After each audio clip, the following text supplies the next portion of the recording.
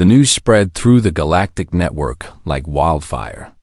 Within 2 days, every major technological institute across 47 star systems had heard about the human who solved the recursive harmony problem with one line of code.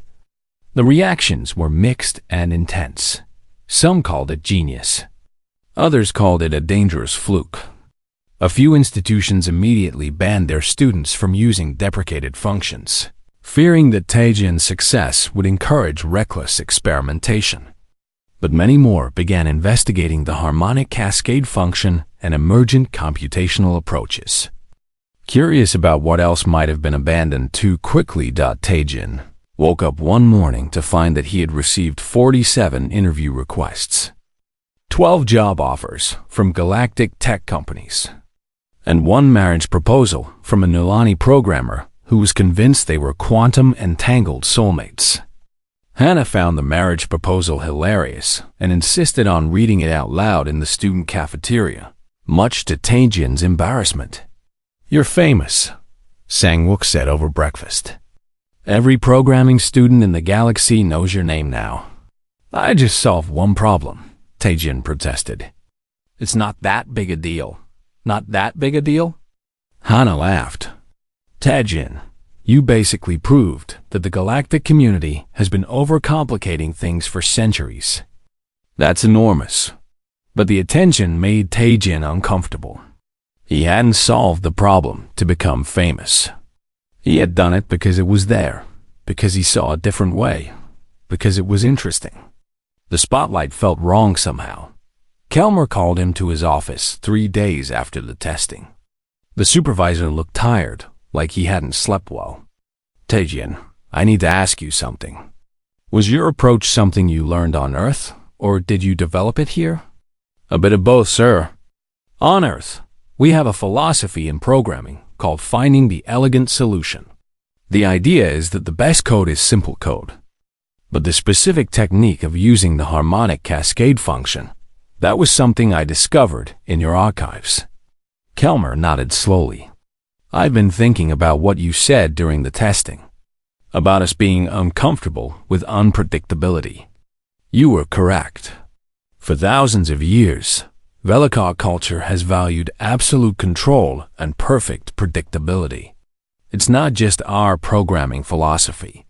It's who we are as a species. There's nothing wrong with that, sir." "Perhaps not. But it does create blind spots, as you demonstrated." Kelmer leaned back in his chair. "The faculty council has made a decision. We're creating a new research group to explore alternative computational approaches, with a focus on emergent systems and elegant solutions. We'd like you to lead it." Taejin stared at him. "Sir, I'm just a student. I'm only halfway through the program. You're the student who saw what thousands of experienced programmers missed." "That's exactly the perspective we need." Kelmer paused. "I won't lie to you. This won't be easy. Many in the galactic community are resistant to change. You'll face criticism and skepticism. But I believe this work is important." After a long moment, Taejin nodded. "I'll do it, sir. But I want Hana and Sang-wook on the team too. And I want to include students from other species. If we're talking about new perspectives, we need diversity." Agreed. Over the following weeks, the research group took shape. Hannah brought her expertise in quantum systems. Sang-wook contributed his deep understanding of traditional methodologies, which helped bridge the gap between old and new approaches. They recruited a Hexa student named Felthas, who was interested in mathematical elegance, and a young Velikar programmer named Dara, who was frustrated with the rigid orthodoxy of her species' methods. Their first project was to document the harmonic cascade, approach and create teaching materials that other programmers could understand. But as they worked, they discovered something more interesting. Taejin's solution wasn't just a clever trick for one specific problem. It represented a fundamentally different computational philosophy, the galactic standard, Approach treated programs as machines to be built with absolute precision. Every component explicitly defined, every interaction carefully controlled. It worked, but it required enormous effort and produced solutions that were difficult to modify or adapt. The emergent approach treated programs more like ecosystems to be cultivated. Set up the right initial conditions, define the basic rules, then let the system find its own solutions. It required less code but more thinking up front. The solutions were often simpler, but could adapt to changing conditions in ways that rigid programs couldn't. Neither approach was universally better. Each had its strengths and appropriate use cases. But the galactic community had been using only one approach for so long that they'd forgotten there were alternatives. Word of the research group's work spread. A Nilani programmer named Yuna, working at a colony in the Titan system, used emergent principles to solve a 300-year-old cryptography problem. She published her solution with a note crediting Taejin's work as inspiration. Other breakthroughs followed. A programmer named Jiho from Seoul, working on starship navigation, introduced controlled randomness into route finding algorithms and discovered they could navigate around unexpected obstacles. Better than traditional deterministic approaches. Not everyone was happy about these developments. A group of traditional Velikar programmers published a paper arguing that emergent approaches were dangerous and unprofessional. They called for restrictions on the use of deprecated functions and warned that the human influence was corrupting computational standards. The debate became heated, spreading beyond academic circles into popular culture. Some species embraced the new approaches enthusiastically. Others resisted fiercely. The crystalline Hexeth, who loved mathematical elegance, were generally supportive. The Velikar community was split, with younger programmers excited about new possibilities while older ones worried about losing tried-and-true methods. One evening, 6 months after his initial breakthrough, Taejin sat in the observation lounge with Kelmer. They watched the stars slowly wheel past as the station rotated. "Do you regret what you started?" Kelmer asked. Taejin considered the question. The past months had been exhausting. The criticism, the debates, the pressure of being seen as a symbol rather than just a programmer. But when he thought about Yuna's cryptography solution, about Jiho's navigation algorithms, about all the other programmers who were now thinking differently and solving problems in new ways, he felt something deeper than satisfaction. "No," he said finally. "I think the galactic community needed this. Not because our way is better than yours, but because having only one way of thinking is limiting. Diversity makes systems stronger." Spoken like a true programmer, Kelmer said with something that might have been a smile. "You know, when I first met you at the docking bay, I thought you were just another primitive human who would struggle and eventually give up. I'm glad I was wrong. You gave me a chance, sir. That's all I needed. No, what you needed, you brought with you. Fresh eyes. Willingness to question assumptions. The courage to trust your own thinking, even when everyone else disagreed." Kelmer turned to face him directly. Those are rare qualities, even among the most advanced species. The graduation ceremony took place 2 weeks later. The auditorium was packed with students, faculty, and visitors from across the galaxy. Many had come specifically to see the human who changed programming history. Taejin stood with Hana and Sangwook as Kelmer read the names of graduating students. When he called Taejin's name, the applause was thunderous. Not just polite ceremony applause, but genuine appreciation. Taejin Kim, Kelmer announced, has not only completed the advanced programming program with the highest marks ever recorded, but has also contributed to expanding our understanding of computational theory. He has been invited to continue his work here as a research fellow, and his methodologies are now being taught at 57 institutes across the galaxy. Taejin walked across the stage to receive his certification. As he shook Kelmer's hand, the supervisor leaned close and whispered, "Your mother would be proud." She was. Taejin had called her the night before, and she had cried happy tears. His father had simply said, "You stayed true to yourself. That's what matters." After the ceremony, as Taejin stood with his friends accepting congratulations from classmates and professors, Felfas, the Hexit student, approached. "I have a question," the crystalline being said. "Your solution, the one-line code. Did you know it would work when you wrote it?" Taejin thought back to that moment, staring at the blank screen, about to type the simplest and most radical solution to an impossible problem. "Honestly, I believed it would work, but I didn't know. I had to trust my instincts and the research I'd done. Sometimes that's all you can do." That must have been frightening. It was, but also exciting. That's what makes programming interesting, isn't it? You're always solving problems no one has solved before, at least not exactly that way. If it was easy and predictable, it wouldn't be worth doing. Felfas' body refracted the light into thoughtful patterns. "I'm beginning to understand why humans approach problems so differently. Your species hasn't had thousands of years to develop rigid traditions. You're still comfortable with uncertainty." "Maybe," Taejin agreed. "But I think anyone can learn to think differently if—" 3 months passed quickly. On 3 different planets, 3 different teams worked day and night on their projects. On planet K7, Thornick and his Krathen team had made incredible progress. Their bridge stretched across a massive canyon like a silver thread. But this was no ordinary bridge. The Krathen had used their species' special talent for biological engineering.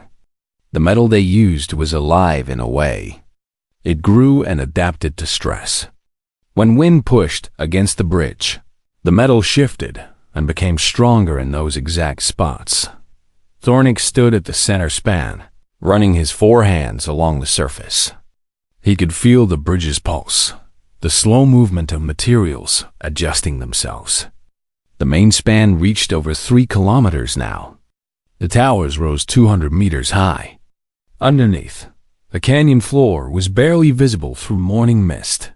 "Beautiful work," one of his team members said in their clicking language. "The elders will be proud." Thornick nodded, his dark eyes reflecting satisfaction. This bridge would break records. It combined traditional Krathen techniques with new innovations.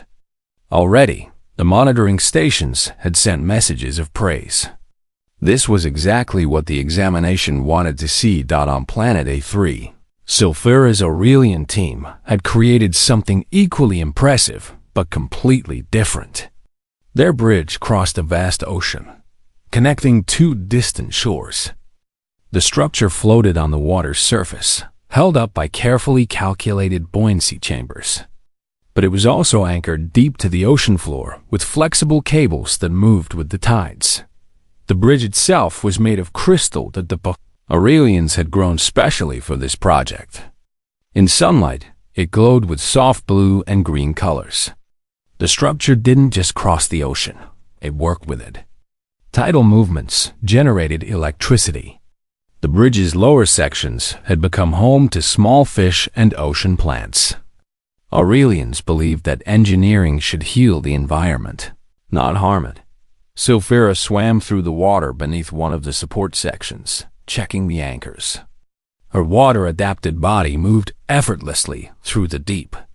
Above her, the crystal bridge caught sunlight and sent dancing patterns of light into the depths. This was more than a bridge. It was art. It was harmony. It was what her people did best, that both teams were confident. Both teams followed the traditional path that had led to success for 3,000 years. Both teams built bridges that would make their species proud. On planet H9, the human team was causing confusion. The monitoring stations sent regular reports back to Nexus Prime. The observations committee gathered every week to review progress. What they saw from the humans made no sense. They're still not building at the canyon. one observer reported, his tentacles waving in agitation. They surveyed it once in the first week and haven't returned. What are they building? Another committee member asked. The holographic display showed planet H9 from orbit. On the coastal plain, a pattern had emerged. It was geometric and organized, but it definitely wasn't a bridge. We don't know, the first observer admitted. They've laid down foundation work across 15 square kilometers. They're running power lines. They've installed water purification systems. But there's no central structure. No main span. Nothing that looks like any examination project in our records. Overseer Velthrax studied the hologram with his crystalline mind. Have they violated any rules? No, the observer said reluctantly. Technically, they're using approved methods and staying within the parameters. They're just not building a bridge. Then we wait and observe, Velthrax decided. But inside his crystal matrix, something like curiosity stirred. What were the humans doing? On the surface of H9, Minho stood in what would someday be the city center. Around him, construction drones worked constantly. The synthesizers ran 20 hours out of every 24, creating materials. Power generators hummed with steady energy output. The air smelled of fresh construction and possibility. Foundation grid is complete, Gina reported, walking up with her datapad glowing. We have hexagonal bases laid for 120 structures. The underground utility network is operational. Water, power, and data lines are all connected and tested. Minho nodded, making notes. Good. Yuna, what's the status on vertical construction? Yuna approached from the western section. She had dark circles under her eyes from lack of sleep, but her voice was steady. We're ready to start building upward. I finished the structural calculations for the first 30 towers. The materials are adaptive. They'll respond to wind, seismic activity, even temperature changes. Each building will be able to adjust its own load distribution in real time. That's ambitious, Minho said. That's necessary, Yuna replied. If we're building a city, it needs to last. Not just for the examination, but for centuries. These structures will think, in a way. They'll be smart buildings. Gina pulled up a holographic display from her datapad. Look at this. I've designed a transportation network on 3 levels. Ground level for heavy cargo, elevated tubes for rapid transit, and rooftop spaces ready for aerial vehicles if needed. Every intersection is optimized to prevent traffic bottlenecks. Minho studied the display carefully. The network looked like a living organism's circulatory system, with main arteries and smaller capillaries all flowing efficiently. How many people could this support? As designed right now? About 500,000, Gina said. But I've built in expansion points. We could scale up to 5 million if needed. We're not building for 5 million people, Yuna pointed out. We're building for an examination. No, Minho said quietly. We're building for what comes after the examination. That's the point. He walked to the edge of their construction zone. In 3 months, they had transformed empty land into the skeleton of something greater. Foundation grids stretched in organized patterns. Power lines connected everything like a nervous system. Water management systems pulled moisture from the air and the nearby ocean, purifying and distributing it through underground pipes. But to an outside observer, it just looked like organized chaos. There was no single impressive structure to point at. No magnificent span crossing empty space. Just infrastructure and preparation and potential dot back on Nexus Prime. Overseer Velthrax called a special inquiry. The quantum communication link activated. And suddenly Velthrax's crystalline form appeared on planet H9. Projected as a hologram in front of the human team. Minho stopped working and gave a respectful bow. Overseer, how can we help you? Candidate Minho, Velthrax said, his voice resonating from the hologram. "The examination committee has asked me to check on your progress. Your timeline places you significantly behind schedule. You have built no primary structure. You have not even begun work at the most obvious bridge location." "We've been very busy, Overseer," Minho replied calmly. "Perhaps our work doesn't look traditional, but we're making excellent progress." "Progress toward what?" Velthrax asked. "The examination parameters clearly indicate that candidates should demonstrate engineering mastery through a definitive structure." "What structure are you building?"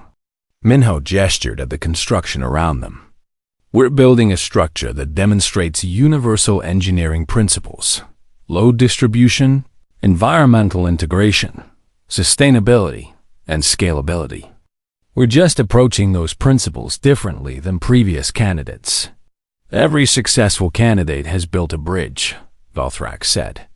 "This is the established standard. The examination was designed with this in mind." "With respect, Overseer," Minho said carefully, "the examination was designed to test engineering mastery. Building a bridge is one way to demonstrate that mastery, but it's not the only way." Velthrax's crystal form pulsed with something that might have been frustration. "Do you understand what you're risking? If the committee determines that you've deviated too far from the examination's intent, you will fail. Your entire species application to the Builders Guild will be rejected. You will not get a second chance." "We understand the stakes," Minho said. His voice remained steady and respectful. "We believe that what we're building will demonstrate everything the examination asks for. We just need you to trust us and give us time." "Time is something you're rapidly running out of," Velthrax warned. "The Krathen Bridge is nearly complete. The Aurelian Bridge is operational. You have built foundations and infrastructure, but no structure. What will you present to the committee at year's end?" Minho met the Overseer's gaze without flinching. "Something worth seeing. I promise you that." The hologram flickered. Velthrax seemed to be considering something. Finally, he spoke again.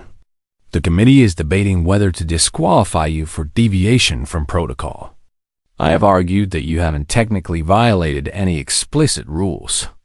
But candidate Minho, you're walking a very thin line." "We're aware of the line, Overseer," Minho said. "We're just choosing to walk it in our own way." The hologram faded, leaving the three humans alone with their construction drones and half-built dreams.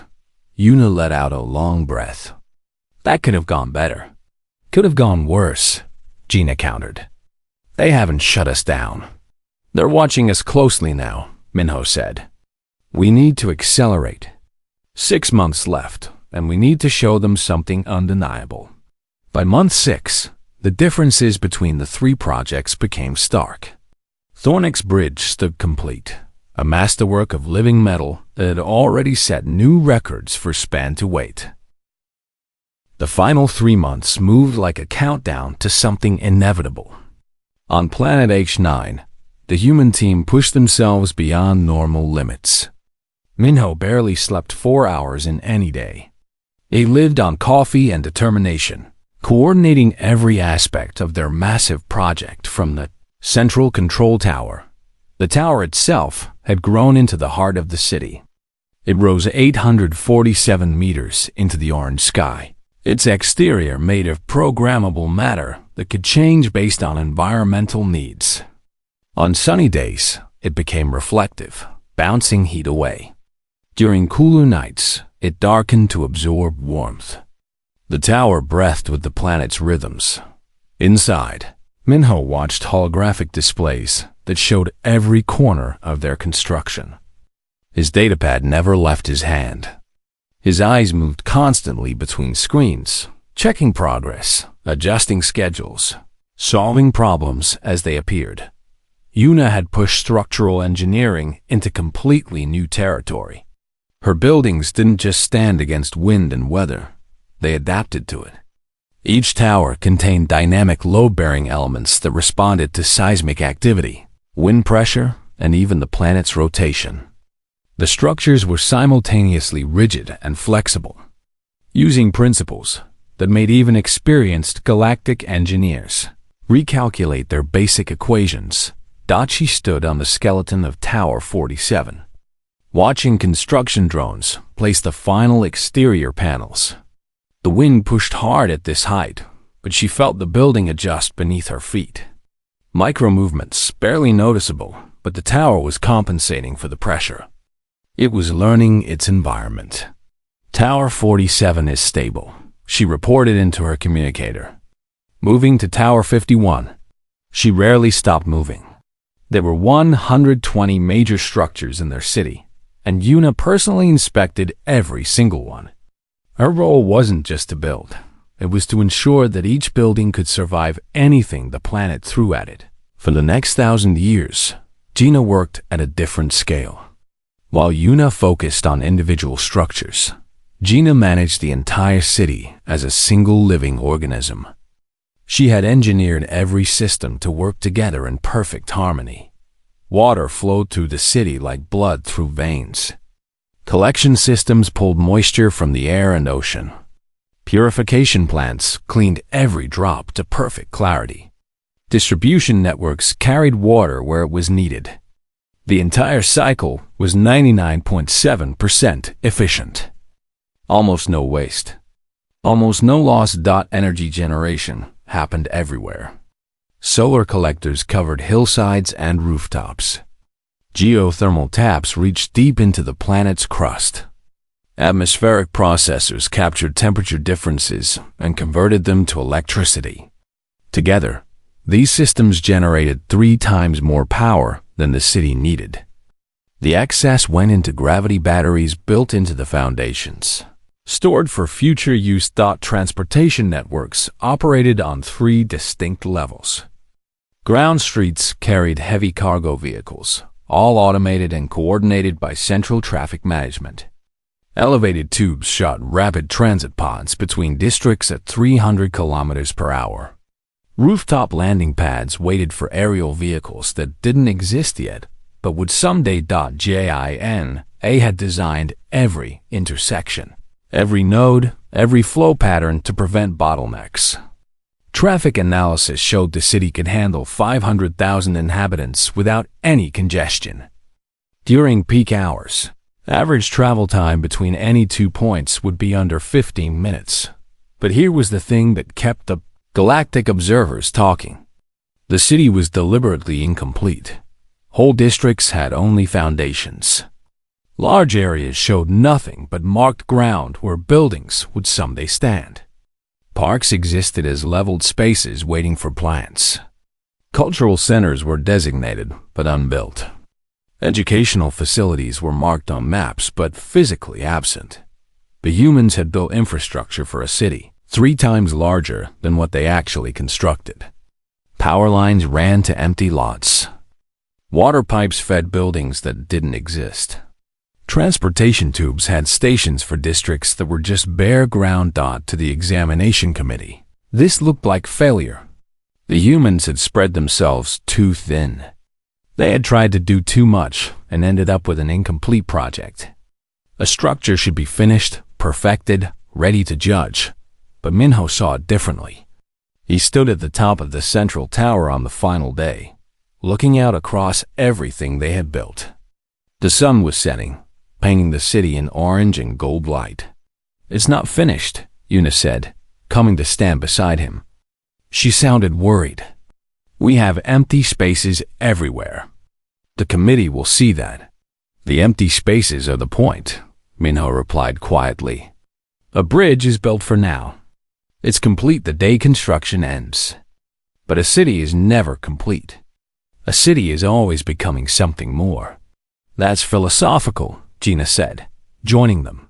"I'm not sure the examination committee cares about philosophy." "They will," Minho said with confidence he didn't completely feel. "Watch." He pressed a command on his datapad. Throughout the entire city, systems activated simultaneously. Every tower illuminated at once. Thousands of windows glowed with warm light. The programmable matter on building exteriors shifted to night mode, creating a mosaic of colors across the cityscape. From orbit, it would look like someone had spilled stars across the coastal plain. The transportation network came alive. Empty rapid transit pods began their automated routines, flowing through the elevated tubes in perfect choreography. Ground vehicles moved along streets in coordinated patterns despite carrying no cargo. The system was testing itself, proving it worked. Water fountains activated in planned plazas, shooting streams into the air that caught the last sunlight and turned it into rainbows. The sound of running water echoed through empty streets, promising life. Atmospheric processors hummed at full capacity, cleaning the air and adjusting humidity levels. The air itself became better, cleaner, more comfortable to breathe. Energy collectors tracked the setting sun's position, optimizing their angles for maximum efficiency, even in fading light. The city's power systems showed 98% operational status. All green indicators. All systems ready. From their vantage point in the central tower, the three humans watched their creation come alive. The city had no inhabitants, but it was fully functional. Every system worked. Every connection held. Every component did exactly what it was designed to do. New Horizon, that was what they called it, was waiting for life to fill it. "It's beautiful," Una whispered.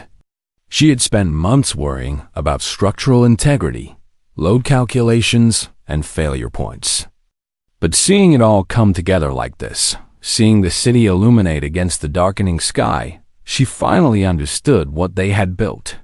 "It's more than beautiful," Gina said. Her voice held wonder. "It's alive.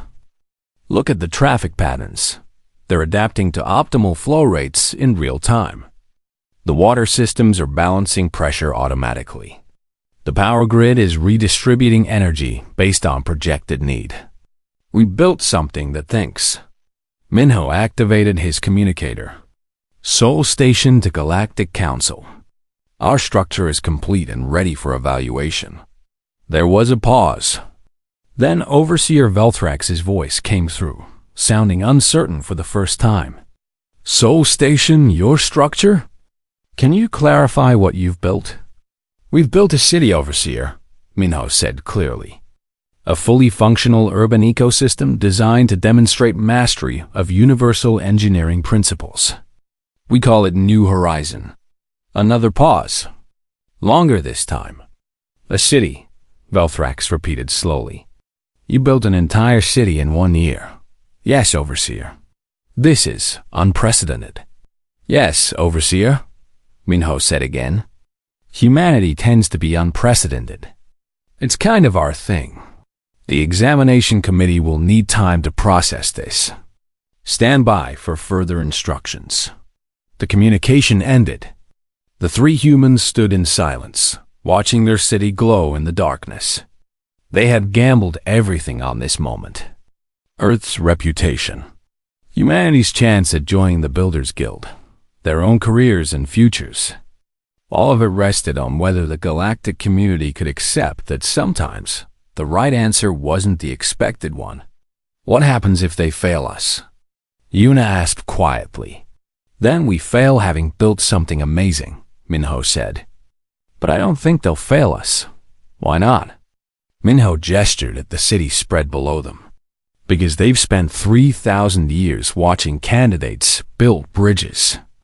Beautiful bridges, innovative bridges, perfect bridges. But always bridges. We showed them something different. We showed them that engineering isn't just about connecting 2 points across empty space.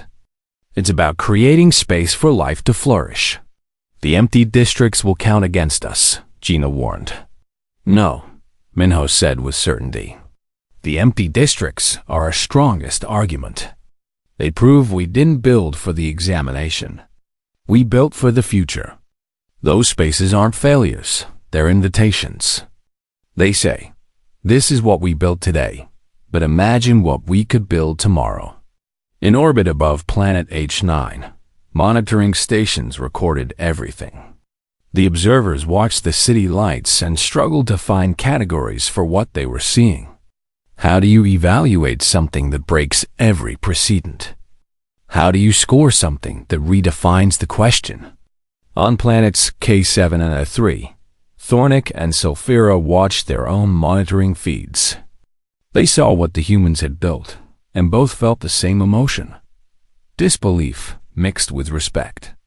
The humans had built something impossible. More than that, they had built it in the same time. The Grand Evaluation Chamber was unlike anything on Earth. It existed in zero gravity, a perfect sphere where up and down had no meaning.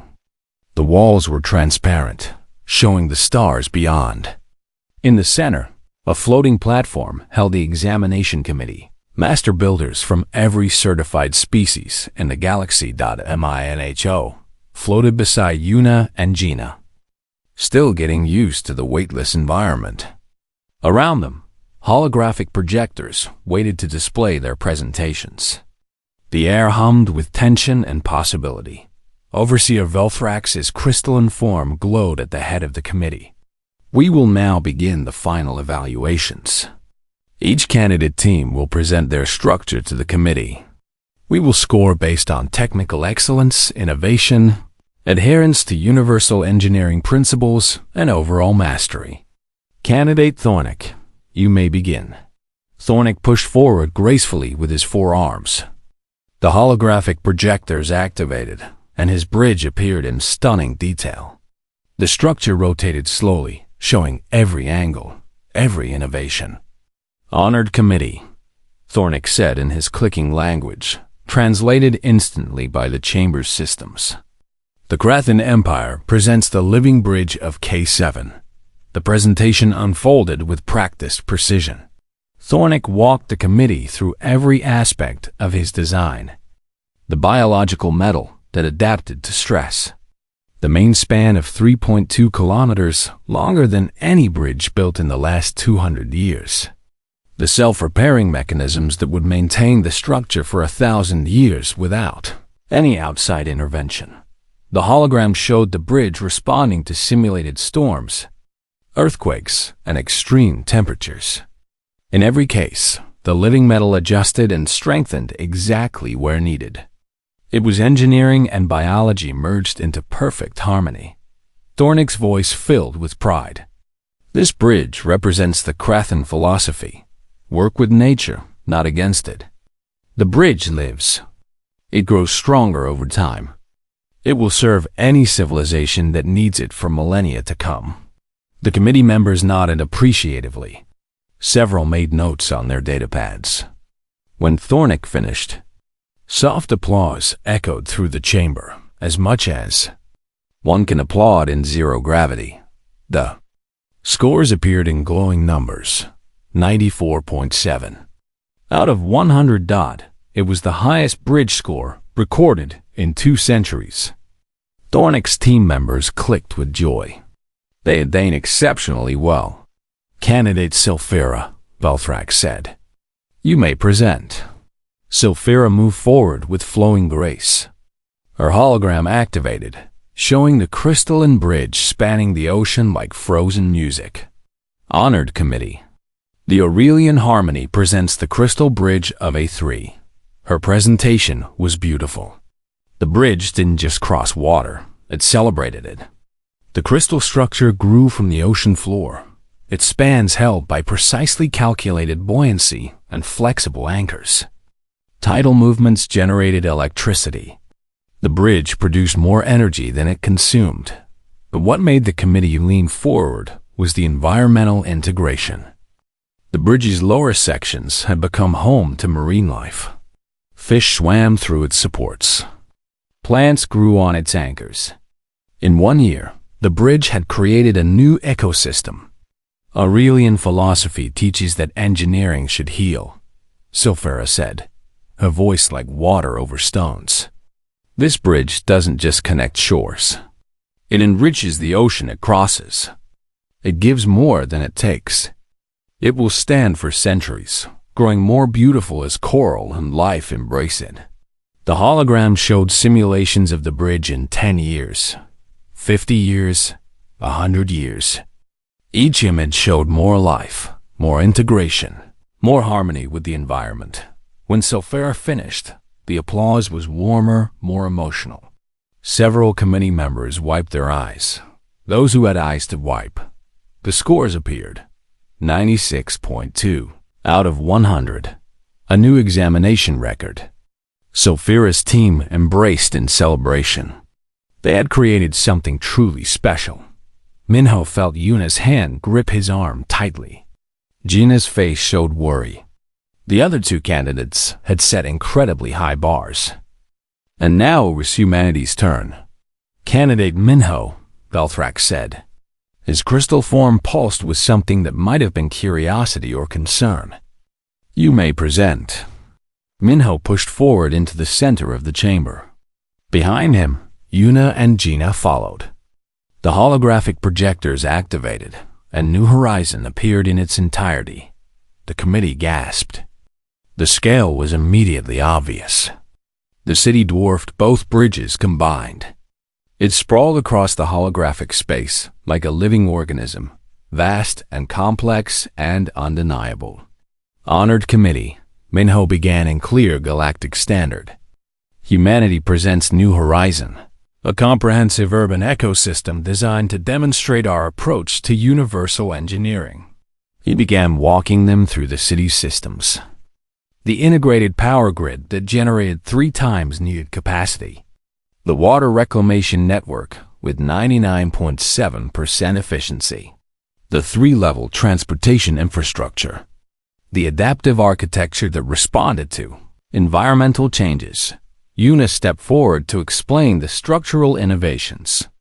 She showed how each building contained dynamic load-bearing elements, how the towers could withstand earthquakes, storms, and extreme temperatures while maintaining perfect stability, how the materials learned from their environment and adapted over time. Gina took over to demonstrate the city's capacity for growth. She showed the empty districts, the planned expansions, the infrastructure ready to support 500,000 inhabitants today and 5 million tomorrow. She explained how every system connected to every other system, creating an urban network that functioned as a single entity. The committee listened in silence. That silence felt heavy, uncertain. When the presentation ended, Overseer Velthrak spoke first. Candidate Minho, your presentation is comprehensive. However, the committee has serious concerns. Minho had expected this. What concerns, Overseer? The examination requires candidates to demonstrate engineering mastery through a definitive structure. You have built many structures, not one. With respect, Overseer, we built one structure, Minho replied calmly. New Horizon is a single integrated system. Every component connects to every other component. Remove any piece, and the entire system must rebalance. It's one structure, just more complex than a bridge. A committee member from the Praetorian Collective spoke up. There is also the matter of completion. The Crathan Bridge is finished. The Aurelian Bridge is perfect. Your city has empty districts, unfinished areas, spaces marked for future construction. This suggests failure to complete the project. Minho took a breath. This was the critical moment. Those empty spaces aren't failures. They're the most important part of our design. The committee members exchanged confused glances. The bridges built by our colleagues are magnificent, Minho continued. They're perfect expressions of engineering excellence. But they're also static. They're complete. They will stand for 1,000 years, exactly as they are today. That's not how humans build. He gestured at the hologram of New Horizon. We built a city that expects to grow. Those empty spaces aren't mistakes. They're possibilities. We didn't just build for today. We built for centuries we'll never see. We built infrastructure for the future. That violates the principle of demonstration. Another committee member objected. You were asked to prove what you can do, not what you might do someday. Yuna stepped forward, her voice strong. We proved we can build systems that outlive our intentions.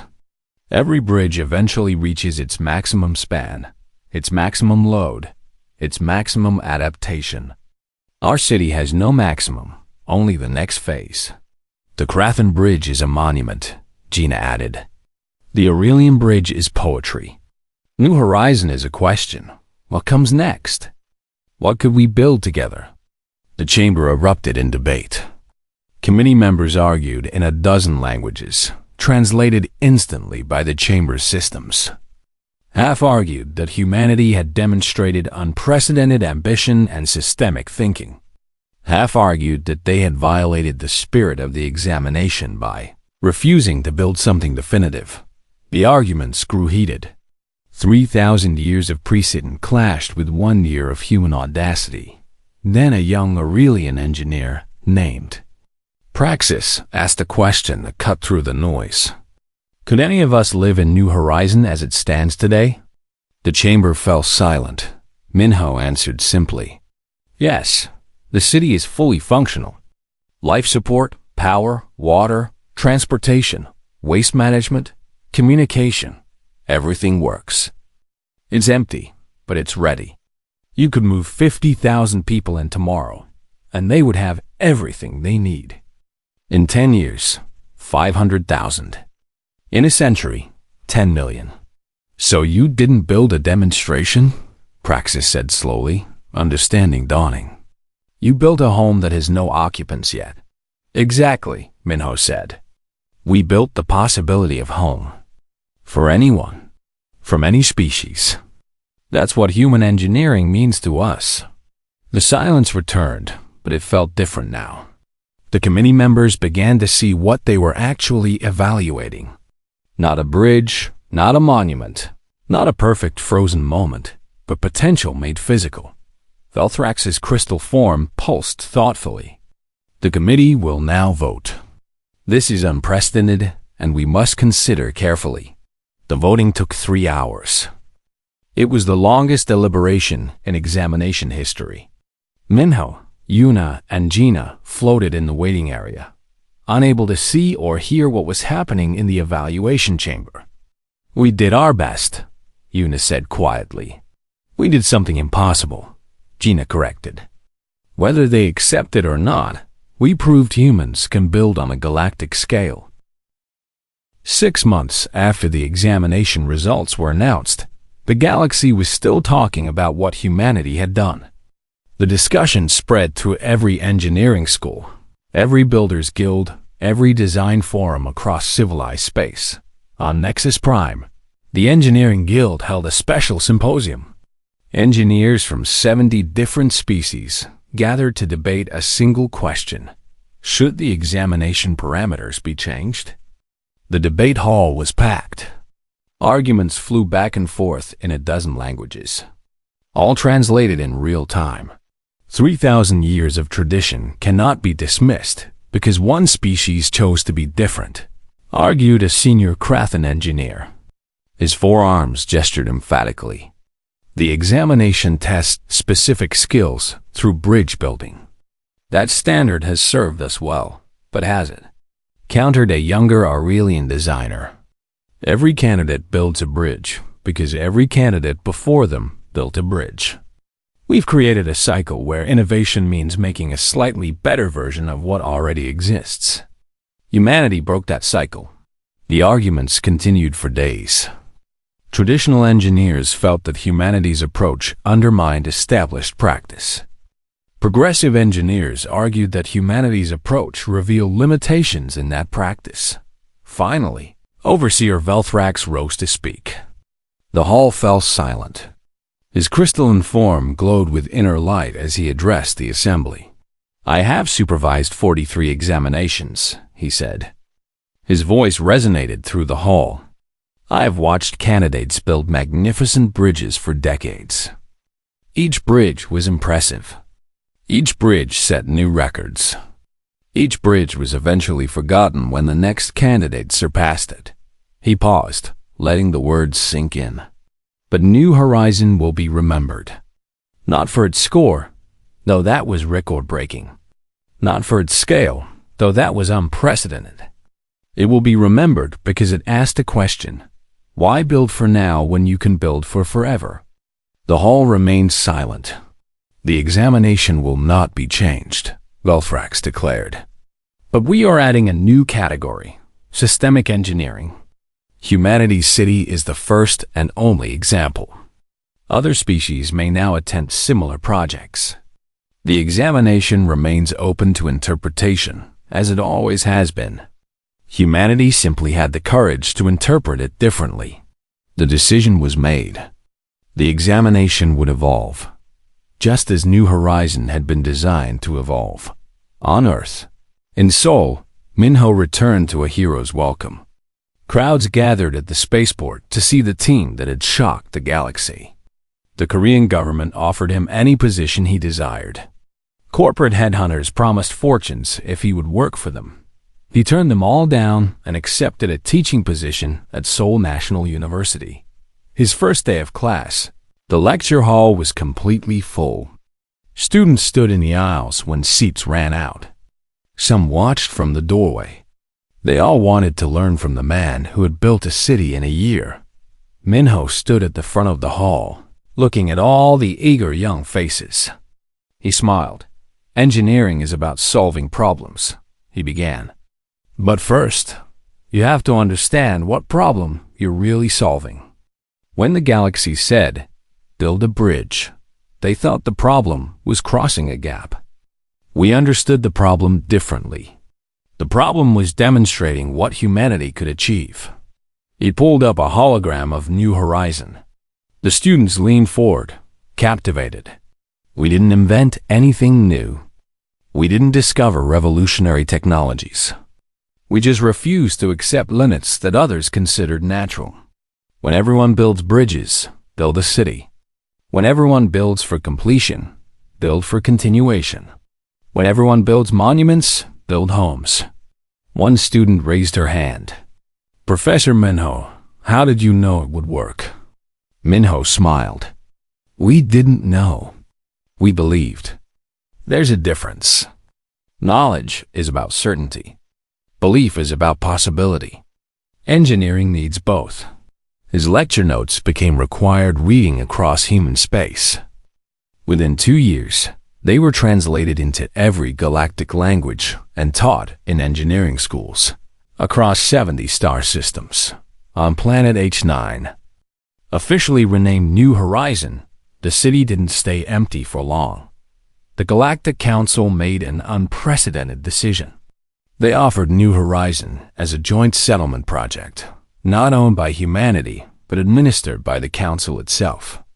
Any species could apply to become residents. The response was overwhelming. Within weeks, applications came from hundreds of species. Scientists wanted to study adaptive architecture. Artists wanted to explore a city designed for growth. Families wanted to raise children in a place built for the future. Yuna remained on planet as chief structural officer. She oversaw the city's expansion as those empty districts began to fill. But she didn't work alone. Aurelian crystal engineers joined her team, bringing their understanding of beauty and harmony. Krathan bioarchitects contributed their knowledge of living structures. Praetorian material scientists shared their mathematical precision. Together, they expanded New Horizon beyond its original design. New towers rose that combined human infrastructure with Krathan bioengineering. Plazas appeared that used Aurelian crystal principles to create spaces that seemed to glow from within. Districts developed that mixed architectural styles from a dozen civilizations. Yuna stood on the observation deck of the central tower, watching construction drones work on the latest expansion. A Krathan engineer named Thornick stood beside her. Yes, the same Thornick who had competed against them in the examination. I was angry at first, Thornick admitted, his translator rendering his clicks into clear speech. My bridge was perfect. I had won until you decided not to build a bridge. Your bridge was perfect, Yuna said honestly. That's not something to dismiss. But your city was impossible, and you built it anyway. Yuna smiled. We built something that became possible by being built. That's different from perfection. Perfection is finished. Possibility is ongoing. They watched a new tower taking shape. Its foundation was human-designed. Its structure used Krathan living metal. Its exterior incorporated Aurelian crystal panels. It was something no single species could have imagined alone. This is what New Horizon really is, Yuna said softly. Not a human city. A place where different species learn to build together. Thornick nodded slowly. Perhaps that was the real engineering challenge all along. Gina published her planning documents as the New Horizon Protocols, a comprehensive guide to building cities that expect to evolve. The document was 800 pages long and covered everything from power grid design to social space planning. It became the standard text for urban planning across the galaxy. Universities taught entire courses based on it. Urban planners from every species studied her methods. The introduction contained a note that became famous. We designed New Horizon for 500,000 people. Current population, 1,200,000. Expected population in 50 years, 8 million. We're already planning the next expansion phase. A city should always be becoming, never just being. The city's population grew faster than anyone predicted. Within 5 years, 2 million residents called New Horizon home. Within 10 years, that number reached 5 million. The city became something its original builders never quite anticipated. It wasn't a human city in the galaxy. It was a galactic city built by humans. The difference mattered. Walking through New Horizon streets, you might see Krathan children playing in parks designed by Aurelian landscape artists. Praetorian merchants sold goods in markets that used human traffic flow optimization. Human teachers instructed students from 20 different species in schools, built with a dozen architectural traditions. The city was chaos and harmony mixed together. It was messy and beautiful and alive in ways that a perfect, planned city never could be. 10 years after the examination, Minho, Yuna, and Gina reunited for New Horizons' anniversary celebration. They stood atop that first central tower, still the heart of the city despite being surrounded by taller structures. Below them, 5 million beings from hundreds of species went about their lives. The city hummed with activity. Transportation tubes carried people between districts. Marketplaces buzzed with commerce. Schools taught the next generation. Homes sheltered families. Did we prove anything? Yuna asked, echoing a question from 10 years ago. Gina laughed. We proved humans can't follow instructions. We were supposed to build a bridge. We built a bridge, Minho said quietly. Just not the kind anyone expected. We built a bridge between species, between philosophies, between what is and what could be. The sun set over New Horizon, painting the towers in orange and gold. Each building caught the light differently depending on its materials and designers. Human steel reflected. Krathan biometal absorbed. Aurelian crystal refracted. Together, they created a sunset unique to this place. You know what's funny? Yuna said. The city doesn't look human anymore. It never did, Minho replied. It looks like possibility. It looks like the future. It looks like what happens when you build not for yourself, but for everyone who comes after. They stood in comfortable silence, watching the city lights begin to glow as darkness fell. 5 million lives continuing in spaces they had designed but could never fully predict. The examination that shocked the galaxy had become the city that changed it. Not because humans built better than anyone else, but because they built differently. They saw a test asking for a bridge and understood it as an invitation to dream bigger.